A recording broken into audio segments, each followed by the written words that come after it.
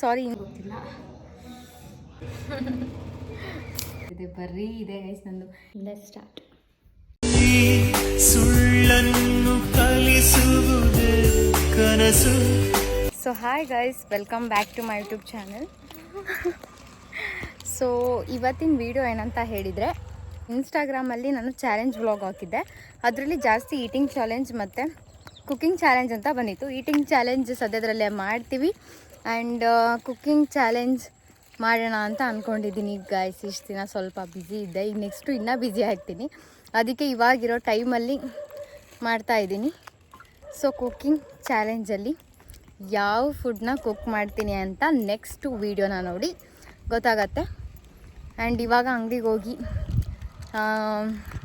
Cooking challenge ಮಾಡೋಕ್ಕೆ ಏನೇನು ಬೇಕು ಅಂತ ತೊಗೊಂಡು ಬರೋಣ ಅಂತ ಹೋಗಿದ್ವಿ. ಸೊ ಇವಾಗ ಮನೆಗೆ ಹೋಗ್ತಾ ಇದ್ದೀನಿ. ಮನೆಗೆ ಹೋಗಿ ವಿಡಿಯೋನ ಕಂಟಿನ್ಯೂ ಮಾಡ್ತೀನಿ ಗೈಸ್. Let's start. ಇವಾಗ ವಿಡಿಯೋನ ಸ್ಟಾರ್ಟ್ ಮಾಡೋಣ. ಸೊ ನಾನಿವತ್ತು ಏನು ಕುಕ್ ಮಾಡ್ತಾ ಇದ್ದೀನಿ ಅಂದರೆ ಎಗ್ ರೈಸ್ ಗೈಸ್. ಆಲ್ಮೋಸ್ಟ್ ತಂಬ್ಲೈನಲ್ಲಿ ಹಾಕಲ್ಲ, ಕುಕ್ಕಿಂಗ್ ಚಾಲೆಂಜ್ ಅಂತ ಹಾಕ್ತೀನಿ ಅಷ್ಟೆ. ಸೊ ಎಗ್ ರೈಸ್ ಮಾಡೋಣ ಬನ್ನಿ. ಇವಾಗ ನಾವು ಮೊಟ್ಟೆ ತೊಗೊಂಡು ಬಂದಿದ್ದೀವಿ. ಹಾಂ ಗೈಸ್, ನಾನು ಇವಾಗ ಅನ್ನ ಮಾಡ್ದೇನೆ ಇವಾಗ ಎಗ್ ರೈಸ್ ಮಾಡೋಣ ಅಂತ ಹೋಗ್ಬಿಟ್ಟೈತಿದೆ. ಬರ್ರಿ ಇದೆ ಗೈಸ್ ನಂದು. ಸೊ ಗೈಸ್ 2 ಲೋಟ ಅಕ್ಕಿ. ಫಸ್ಟಿಗೆ ಮೇಯ್ನಾಗಿ ನಮಗೆ 2 ಲೋಟ ಅಕ್ಕಿ ಬೇಕು. ಅದನ್ನು ನಾವು ರೈಸ್ ಮಾಡಿಕೊಂಡು ವಾಶ್ ಮಾಡಬೇಕು. ವಾಶ್ ಮಾಡಿ ಫಸ್ಟ್ ರೈಸ್ ಮಾಡಿಕೊಂಡು ಆಮೇಲೆ ನೆಕ್ಸ್ಟ್ ಎಗ್ ರೈಸ್ ಮಾಡೋಣ. ಸೊ ಗೈಸ್, ಈರುಳ್ಳಿ ಇದಕ್ಕೇನೇನು ಬೇಕು ಅಂತಲೇ ನಾನು ಹೇಳಿಲ್ಲ. ನಾನು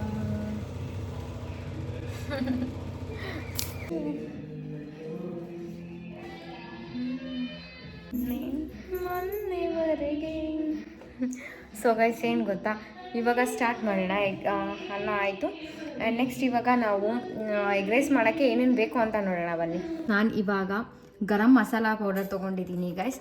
ಈ ಗರಂ ಮಸಾಲ ಪೌಡರ್ನ ತೊಗೊಂಡಿದ್ದೀನಿ. ಆ್ಯಂಡ್ ನೆಕ್ಸ್ಟ್ ನಾನಿಲ್ಲಿ ಶುಂಠಿ ಬೆಳ್ಳುಳ್ಳಿ ಪೇಸ್ಟ್ನ ತೊಗೊಂಡಿದ್ದೀನಿ. ಆ್ಯಂಡ್ 2 ಈರುಳ್ಳಿ ತೊಗೊಂಡಿದ್ದೀನಿ. ಆ್ಯಂಡ್ 4 ಚಿಲ್ಲಿ, 1 ಟೊಮ್ಯಾಟೊ ಆ್ಯಂಡ್ ಕೊತ್ತಂಬರಿ ಸೊಪ್ಪು ತೊಗೊಂಡಿದ್ದೀನಿ ಗೈಸ್. ಆ್ಯಂಡ್ ಇಲ್ಲಿ 4 ಮೊಟ್ಟೆ ತೊಗೊಂಡಿದ್ದೀನಿ. ನೀವು 5 ಮೊಟ್ಟೆ 6 ಮೊಟ್ಟೆ ಅಂದರೂ ಹಾಕ್ಬೋದು. ಆ್ಯಂಡ್ ಫಸ್ಟಿಗೆ ಚಿಲ್ಲಿ ಪೌಡರ್ ಗೈಸ್. ನಾನು ತುಂಬ ಖಾರ ತಿನ್ನೋದ್ರಿಂದ ಜಾಸ್ತಿ 3 ಸ್ಪೂನ್ 4 ಸ್ಪೂನ್ ಇದೆ ಗೈಸ್ ಇದು chilli powder. 2 table spoon salt and ಇದು garam masala powder guys. Next guys ಜೀರಿಗೆ ತೊಗೊಂಡಿದ್ದೀನಿ. ಇವಾಗ ನಾನು ತರಕಾರಿ ಕಟ್ ಮಾಡಿಲ್ಲ.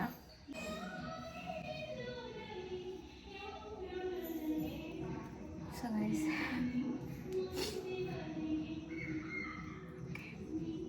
ಈರುಳ್ಳಿ ಕಟ್ ಮಾಡೋಕ್ಕೆ ಆಗಲ್ಲ, ಯಪ್ಪ. ಈರುಳ್ಳಿ ಕಟ್ ಮಾಡೋಕ್ಕೆ ಆಗ್ತಾಯಿಲ್ಲ, ಆದರೂ ಕಟ್ ಮಾಡಬೇಕಾ? ಸೊ ಗೈಸ್ ತರಕಾರಿ ಕಟ್ ಮಾಡಾಯಿತು. 1 ನಿಮಿಷ. ತರಕಾರಿನ ಯಾವ ರೀತಿ ಕಟ್ ಮಾಡಿದ್ದೀನಿ ನನಗಂತೂ ಗೊತ್ತಿಲ್ಲ.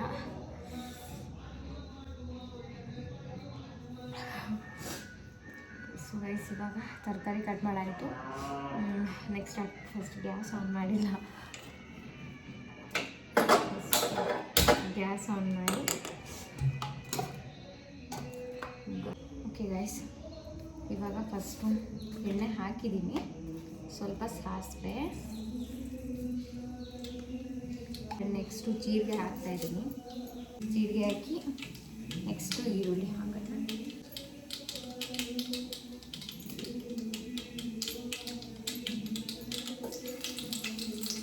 ಸೊ ಗೈಸ್ ನೆಕ್ಸ್ಟು ಈರುಳ್ಳಿ ಹಾಕ್ತಾಯಿದ್ದೀನಿ. ನೆಕ್ಸ್ಟು ಗೈಸ್ 2 ಈರುಳ್ಳಿ, ಮೆಣಸಿನ್ಕಾಯಿನ ಕಟ್ ಮಾಡಿಲ್ಲ, ಬರೀ ಇಂಥ ಇರಬೇಕು ಗೈಸ್ ಮಾಡಿ. ನೆಕ್ಸ್ಟ್ ಇವಾಗ ಈರುಳ್ಳಿ ಹಾಕ್ತಾಯಿದ್ದೀನಿ.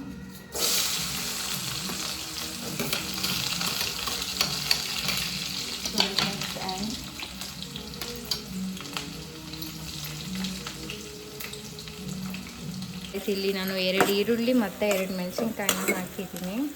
ಅದನ್ನು ಡೀಪಾಗಿ ಫ್ರೈ ಮಾಡಿಕೊಡೋಣ. ಸೊ ಗೈಸ್ ಈರುಳ್ಳಿ ಮೆಣಸಿನ್ಕಾಯಿ ಹಾಕಿದ್ದೀನಿ. ನೆಕ್ಸ್ಟು ಟೊಮೆಟೊ ಹಾಕ್ತಾಯಿದ್ದೀನಿ.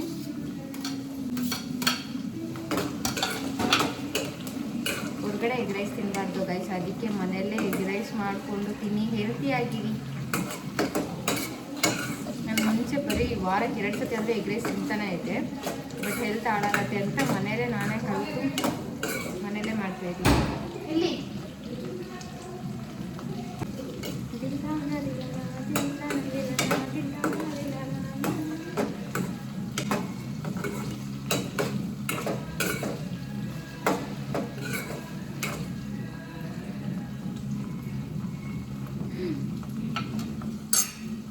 ಗೈಸ್ ಉಪ್ಪು ಖಾರ ಹಾಕಿಲ್ಲ, ಶುಂಠಿ ಬೆಳ್ಳುಳ್ಳಿ.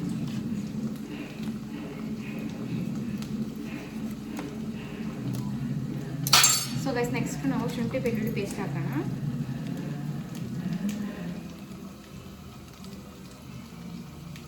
ಸೊ ನಾವು ಶುಂಠಿ ಬೆಳ್ಳುಳ್ಳಿ ಪೇಸ್ಟ್ ಹಾಕಿದ್ದೀನಿ ಟೊಮೆಟೊ ಆದಮೇಲೆ. ಸೊ ಗೈಸ್ ನಾನು ನೆಕ್ಸ್ಟು ಶುಂಠಿ ಬೆಳ್ಳುಳ್ಳಿ ಪೇಸ್ಟ್ ಆದಮೇಲೆ ಉಪ್ಪು ಹಾಕ್ತಾಯಿದ್ದೀನಿ. ಉಪ್ಪಾಗುತ್ತೋ ಅಥವಾ ಸಪ್ಪೆ ಆಗುತ್ತೋ ಗೊತ್ತಿಲ್ಲ, ಜಾಸ್ತಿ ನಾನು ಸಪ್ಪೆ ಮಾಡೋದ್ರಿಂದ ಉಪ್ಪು ಹಾಕ್ತಾಯಿದ್ದೀನಿ ಜಾಸ್ತಿ. ನೆಕ್ಸ್ಟು ಗೈಸ್ ಗರಂ ಮಸಾಲ ಹಾಕ್ತಾಯಿದ್ದೀನಿ. ಚಿಲ್ಲಿ ಪೌಡ್ರು ಜಾಸ್ತಿ ಹಾಕಿದ್ದೀನಿ, ಅನ್ಸುತ್ತೆ ಕಮ್ಮಿ ಹಾಕ್ತೀನಿ. ಮೆಣಸಿನ್ಕಾಯಿ ಹಾಕೊಂಡಿರೋದ್ರಿಂದ ಗೈಸ್ ರೆಡ್ ಕಲರ್ ಆಗೋದು, ಫುಲ್ಲು ಖಾರ ಆಗಿರುತ್ತೆ ಪಕ್ಕ. ಅದಂತೂ ಎಗ್ ರೈಸ್ ಮಾಡುವ ವಿಧಾನ ಫುಲ್ಲು ರೆಡ್ ಆಗಿದೆ. ಖಾರ ಪುಡಿ ಜಾಸ್ತಿ ಹಾಕಿದ್ದೀನಿ ಅನ್ಸುತ್ತೆ, ಹೆಂಗಿರುತ್ತೆ ಗೊತ್ತಿಲ್ಲ, ನೋಡೋಣ ತಿಂದಮೇಲೆ ಗೊತ್ತಾಗತ್ತೆ. 4 ಮೊಟ್ಟೆ ಹಾಕ್ತಾಯಿದ್ದೀನಿ. ನನಗೆ ಯಾಕೋ ಏನೋ ಮಿಸ್ ಆಗಿದೆ ಅನಿಸ್ತಾ ಇದೆ, ಗೊತ್ತಿಲ್ಲ. ಓಕೆ ಗೈಸ್ 4 ಮೊಟ್ಟೆನ ಹಾಕ್ತಿದ್ದೀನಿ. ನೀಟಾಗಿ ಡೀಪ್ ಫ್ರೈ ಗೈಸ್ ಈ ಥರ ಬಂದಿದೆ. ಐ ಥಿಂಕ್ ಚೆನ್ನಾಗಾಗಿರ್ಬೋದು ಅನ್ಸುತ್ತೆ, ನೋಡೋಣ. ಸೊ ಗೈಸ್ ಇದಕ್ಕೆ ನಾವು ಅನ್ನನ ಮಿಕ್ಸ್ ಮಾಡಿ ಎಗ್ ರೈಸ್ ರೆಡಿ. ಹೆಂಗಿದೆ ಅಂತ ಗೊತ್ತಿಲ್ಲ, ಟೇಸ್ಟ್ ಮಾಡಿ ಹೇಳ್ತೀನಿ. ಸೊ ಗೈಸ್ ನೋಡೋಣ ಟೇಸ್ಟ್ ಹೆಂಗಿದೆ ಅಂತ.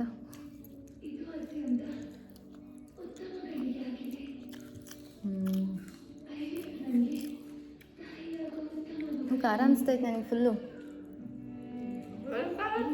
ಖಾರ ಇತ್ತಾನೆ, ಫುಲ್ ಇಲ್ಲ, ನಂಗೆ ಖಾರ ಅನಿಸ್ತು. ಸ್ವಲ್ಪ ಸಪ್ಪೆ ಆಗಿದೆ. ಆ್ಯಂಡ್ ಮೊಟ್ಟೆ ಇನ್ನೊಂದು ಸ್ವಲ್ಪ ಹೊರಬೇಕಿತ್ತು. ಇದು ನಮ್ಮ ಚಿಕ್ಕಮ್ಮ ಹೇಳಿದ್ದು, ಮೊಟ್ಟೆ ಇನ್ನೊಂದು ಸ್ವಲ್ಪ ಹೊರಬೇಕಿತ್ತು ಅಂತ. ಅವ್ರ ವೀಡಿಯೋಗೆ ಬರಲಿಲ್ಲ. ನಮ್ಮ ತಂಗಿ ಕೇಳಂತೇಳಿ ಹಿಂಗೈತೆ, ಬಾಯ್ ಬಿಟ್ಟು ಹೇಳಿ ಕೇಳಿಸಲ್ಲ. ಉಪ್ಪಾಯ್ತಾ ಖಾರ ಆಯ್ತಾ? ಕರೆಕ್ಟ್ ಆಯ್ತಾ? ಕರೆಕ್ಟ್ ಇದೆ ಅಂತೆ. ಆದರೆ ನಾನು ಸ್ವಲ್ಪ ಉಪ್ಪು ಹಾಕಬೇಕಿತ್ತು. ನಾನು ಜಾಸ್ತಿ ಸಪ್ಪೆ ಮಾಡ್ತೀನಿ ಅಂತ ಜಾಸ್ತಿ ಉಪ್ಪೇ ಹಾಕ್ತೆ, ಆದ್ರೂ ಉಪ್ಪು ಕಮ್ಮಿ ಆಗಿದೆ. ಪರವಾಗಿಲ್ಲ ಗೈಸ್, ಚೆನ್ನಾಗಿದೆ. ಪ್ರಾಂಪ್ಟಾಗಿ ಹೇಳ್ಬೇಕಂದ್ರೆ ಚೆನ್ನಾಗಿದೆ.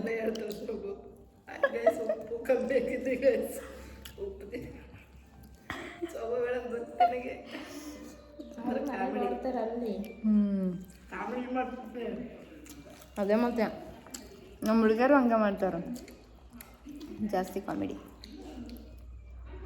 ಗಾಯ್ಸ್ ಆ್ಯಕ್ಚುಲಿ ತುಂಬ ಚೆನ್ನಾಗಿದೆ, ನೀವು ಟ್ರೈ ಮಾಡಿ. ಇದೇ ರೆಸಿಪಿ, ಅದು ಬೇರೆ ಅಲ್ಲ.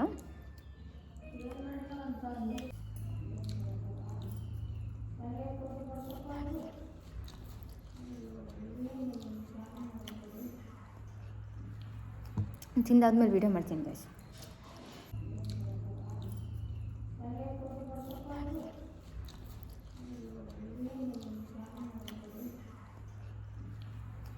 ತಿಂದಾದ್ಮೇಲೆ ವೀಡಿಯೋ ಮಾಡ್ತೀನಿ ಗೈಸ್. ಸೊ ಗೈಸ್ ತಿಂದಿದ್ದೆಲ್ಲ ಮುಗೀತು. ಆ್ಯಕ್ಚುಲಿ ಹೇಳಬೇಕಂದ್ರೆ ತುಂಬಾ ಚೆನ್ನಾಗಿತ್ತು ಗೈಸ್. ತುಂಬ ಅಂತ ಹೇಳೋಕ್ಕಾಗಲ್ಲ, ಅಲ್ಲಿ ಇಲ್ಲಿ ಸ್ವಲ್ಪ ಮಿಸ್ಟೇಕ್ ಆಗಿತ್ತು. ಬಟ್ ಅದರಲ್ಲೂ ನಾನು ಮಾಡಿದ್ದೀನಿ ಅಂದರೆ ಚೆನ್ನಾಗಿತ್ತು. ನಂಗೆ ಜಾಸ್ತಿ ಏನೋ ಮಾಡೋಕ್ಕೆ ಬರೋದಲ್ಲ, ಹಂಗಾಗಿ ಅಲ್ಪ ಸ್ವಲ್ಪ ಈ ಥರ ಮಾಡ್ತೀನಿ, ಪರವಾಗಿಲ್ಲ ಗೈಸ್, ಚೆನ್ನಾಗಿತ್ತು. ಇವಾಗ ತಿಂದಿದ್ದೆಲ್ಲ ಆಯಿತು. ಆ್ಯಂಡ್ ನೆಕ್ಸ್ಟ್ ನೀವು ಮನೇಲಿ ಟ್ರೈ ಮಾಡಿ ಅಂತ ಹೇಳ್ತಾ ಇಲ್ಲಿಗೆ ಈ ವ್ಲಾಗ್ನ ಎಂಡ್ ಮಾಡ್ತಾಯಿದ್ದೀನಿ. ಆ್ಯಂಡ್ ಗೈಸ್ ಇನ್ನೊಂದು ಏನಂತ ಹೇಳಿದರೆ, ನೆಕ್ಸ್ಟು ಈಟಿಂಗ್ ಚಾಲೆಂಜಲ್ಲಿ ಜಾಸ್ತಿ ಬಂದಿತ್ತು ಗೈಸ್. ಔಟಿಂಗ್ ಚಾಲೆಂಜ್ ಹಾಕಿದಾಗ ಅದರಲ್ಲಿ ಜಾಸ್ತಿ ಈಟಿಂಗ್ ಚಾಲೆಂಜ್ ಅಂತ ಇತ್ತು. ಅದನ್ನು ನಾನು ನನ್ನ ತಂಗಿ ಮಾಡ್ತೀವಿ. ಸೊ ಆದಷ್ಟು ಬೇಗ ಯಾವುದಾದ್ರೂ ಒಂದು ಸ್ಪೈಸಿ ಐಟಮ್ ಚಾಲೆಂಜ್ ಏನಾದರೂ ಒಂದು ಮಾಡೋಣ ಅಂತ. ಸೊ ಅದಕ್ಕೂ ಮುಂಚೆ ಕುಕ್ಕಿಂಗ್ ಚಾಲೆಂಜ್ ನೆಕ್ಸ್ಟ್ ಬಂದಿತ್ತು. ಸೊ ಕುಕ್ಕಿಂಗ್ ಚಾಲೆಂಜ್ನ ಮುಗಿಸಿದ್ದೀನಿ. ಸೊ ನೆಕ್ಸ್ಟು ಇವಾಗ ನಾವು ಈಟಿಂಗ್ ಚಾಲೆಂಜ್ ವ್ಲಾಗ್ ಮಾಡ್ತೀನಿ. ಹಾಗೆ ಇದೇ ಥರ ವ್ಲಾಗ್ನ ಕಂಟಿನ್ಯೂ ಮಾಡ್ತೀನಿ. ಸೊ ದಯವಿಟ್ಟು ನೀವು ಇದೇ ಥರ ಸಪೋರ್ಟ್ ಮಾಡ್ತೀರಾ ಅಂತ ಅಂದ್ಕೊಂಡಿದ್ದೀನಿ ಗೈಸ್. ಸಾರಿ, ನೀವು ಸಪೋರ್ಟ್ ಮಾಡ್ತಾ ಇದ್ದೀರಾ, ಇದೇ ಥರ ಸಪೋರ್ಟ್ ಮಾಡಿ ಅಂತ ಕೇಳ್ತಾ ಇಲ್ಲಿಗೆ ಈ ವ್ಲಾಗ್ನ ಎಂಡ್ ಮಾಡ್ತಾ ಇದ್ದೀನಿ. ಸಬ್ಸ್ಕ್ರೈಬ್ ಮಾಡಿ, ಲೈಕ್ ಮಾಡಿ, ಶೇರ್ ಮಾಡಿ, ಕಮೆಂಟ್ ಮಾಡಿ ಗೈಸ್. ಇಷ್ಟೇ. Thank you so much guys. Love you. Bye.